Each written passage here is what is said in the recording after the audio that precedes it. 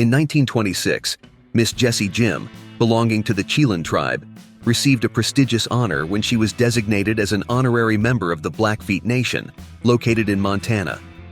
That year, she achieved the title of American Princess II in the beauty pageant held by the National Indian Congress, which took place in Spokane, Washington.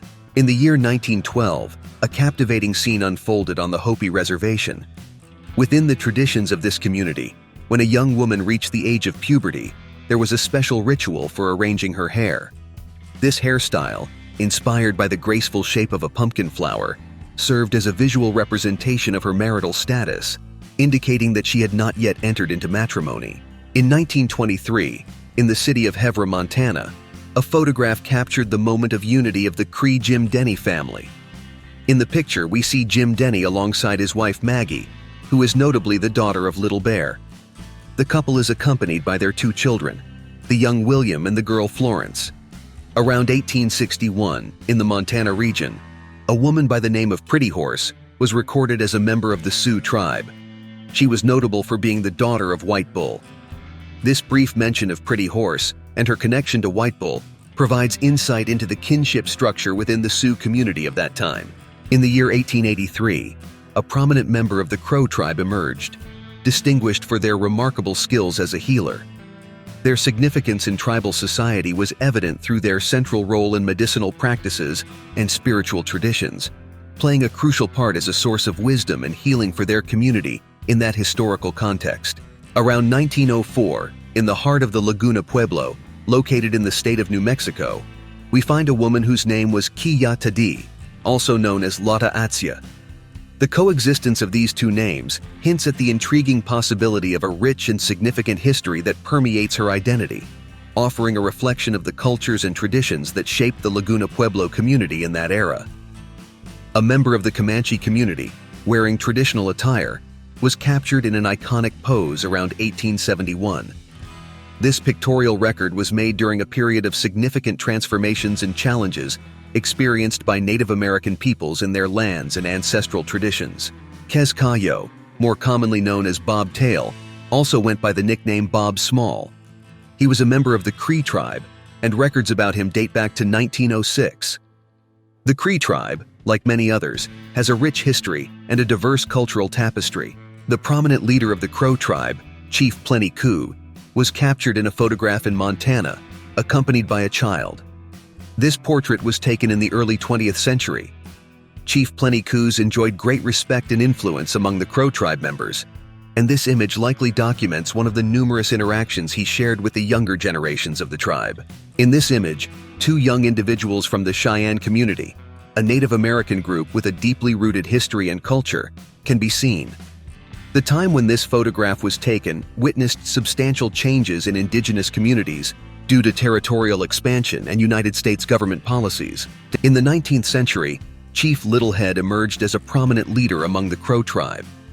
In 1883, amid a period when Native American communities in North America faced intense pressures from European colonizers and U.S. government policies, Littlehead played a crucial role in defending the rights and territory of his people.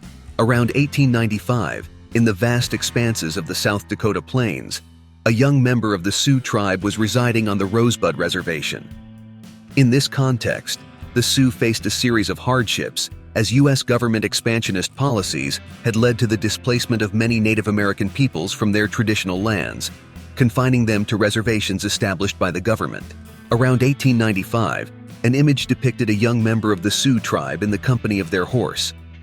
The historical relationship of the Sioux with these animals was profound, as horses not only served as a means of transportation, but also represented symbols of prestige and pride within the community. The late 19th century was characterized by forced displacements, conflicts, and the compulsory relocation of numerous indigenous peoples. In the year 1890, within a village of the Taos Pueblo in New Mexico, a mother cares for her baby. The Taos Pueblo village is famous for its historical structures and vibrant indigenous culture. By observing this scene of a mother and her child, we can catch a glimpse of the customs, traditions, and daily life that characterized the existence of this community during that time. At the dawn of the 20th century, in an area inhabited by the Blackfeet, we can see several women from the community. These women played crucial roles within the tribe, actively participating in ceremonies, educating the youth, and contributing to the group's sustenance. Around the year 1891, on the lands of the Pine Ridge Reservation in the state of South Dakota, 3 prominent leaders from the Sioux tribe emerged as prominent figures: Two Strike, Crow Dog, and High Hawk. These notable chiefs held prominent roles and representation within their individual communities, entrusted with making crucial decisions that directly influenced the quality of life and the destiny of their people. At the beginning of the 20th century, an individual from the Navajo community was a notable presence in their ancestral lands, primarily spanning the southwestern United States. The Navajo are renowned for their rich culture, oral traditions, and mastery of craftsmanship. At the turn of the 20th century, in Arizona, it was possible to see a mother from the Hopi tribe in the company of her youngest daughter. The Hopi community is one of the oldest inhabiting this region and is renowned for its rich culture, rituals, and ceremonies. During that time, life in the Hopi village revolved around ancient traditions and customs. In the year 1899, Misaw, a member of the Shoshone tribe, played a prominent role in the community that predominantly inhabited the vast regions of the western United States. The Shoshone were renowned for their skills in hunting, fishing, and gathering, as well as for their oral traditions and ceremonies. Around the beginning of the 20th century, in the vicinity of her traditional community, it was possible to see a pregnant Inuit woman, symbolizing the continuation of life and the heritage of her people.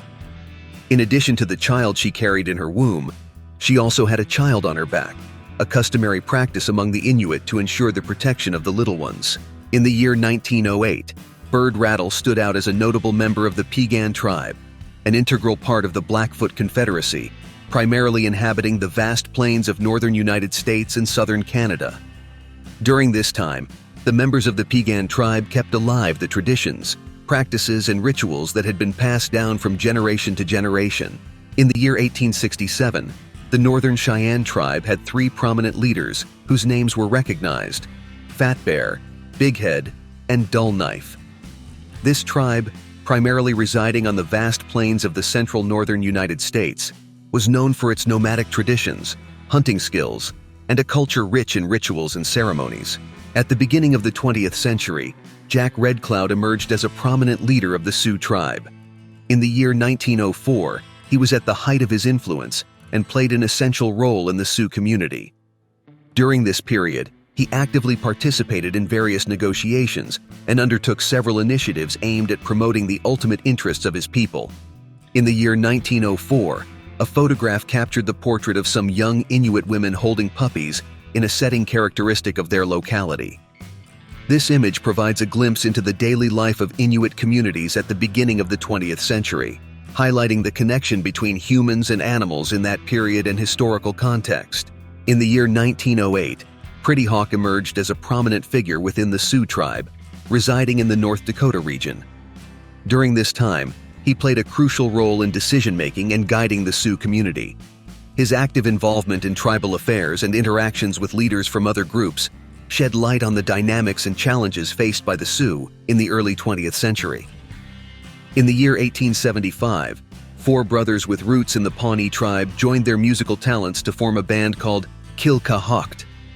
During this era, music played a vital role in cultural expression and communication among native tribes. Each of the brothers possessed remarkable musical skills, playing traditional instruments and performing songs that echoed the rich historical heritage and traditions of their people. In the year 1907, 2 young members of the Isleta Tiwa tribe were observed transporting bundles of firewood in a traditional manner, skillfully balanced on their heads. This technique of transportation allowed them to carry the firewood efficiently, utilizing weight distribution and body posture to optimize the transport of the load.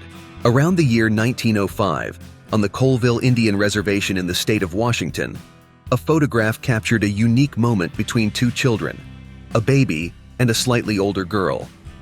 In the image, the girl can be seen taking care of or interacting with the baby, a typical scene in communities where older siblings often play an active role in caring for younger siblings.